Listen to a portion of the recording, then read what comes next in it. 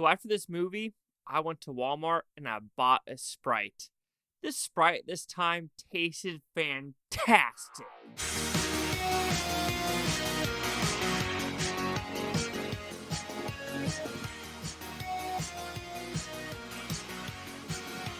Chase Lee Hockey here with the Blue Futon reviewing Dream Scenario. What's it about? Pretty simple premise. We're following a nerdy professor, Nicolas Cage. He's a normal guy, normal family. He wants to be a little bit more than normal, but normal's okay. But people keep dreaming about him. And in the dreams, he's doing nothing. Just standing there, letting things happen. But then, he starts killing people viciously in these dreams. And now, it's mob mentality versus one guy that's done absolutely nothing wrong. Who's going to win? Probably the mob, even though that one guy is the one that's right. So, did I like this film? I liked it, and I didn't.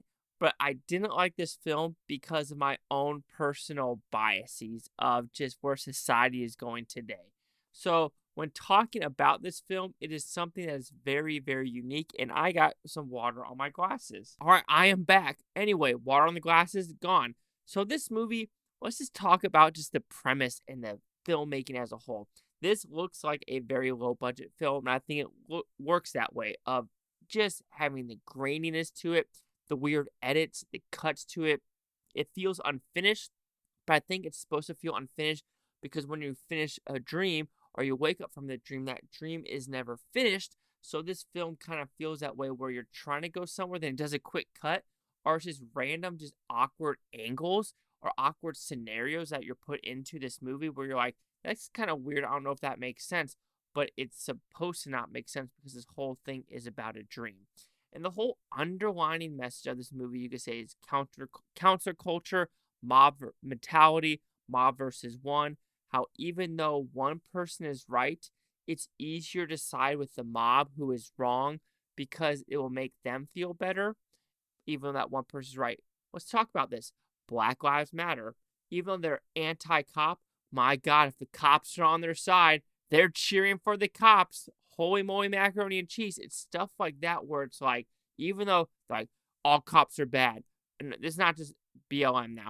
A lot of people are like in the ACAB, but my God, if someone disagrees with their thing, call the cops. Call the cops. Arrest the person in jail, and they'll high five and they'll clap about it. It's fucking disgusting. And this movie talks about it where this guy literally has done nothing wrong. The only thing he has done wrong is people are manifesting something in their brain and they gotta blame that person even though it's probably their own fuck-upperies that they can't just handle it.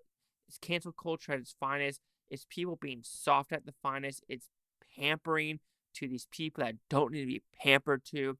And even though it works 100%, it makes you mad because this story is depressing and talks about society as a whole of where we are at. And I don't like it at all. And this just rubbed me the wrong way. Is this a comedy? No. Some people, yeah, there are some chuckleable moments, especially with some Michael Cera. Yes, he is in it, and I think when he's in it, it's pretty funny. But, and then also the most awkward, like, wannabe sex scene ever. But this movie, man, to me, it's not funny. It is hauntingly scary of everything that's happening in the world today and how we are in a world where, let's be fucking blunt. Palestine versus Israel.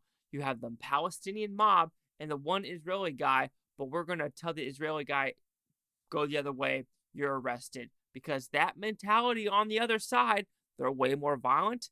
They want death. They even said it. So it's just things like that where you're just like, damn, this shit crazy. And you can do that with any organization now. Anything. People using the word eliminated.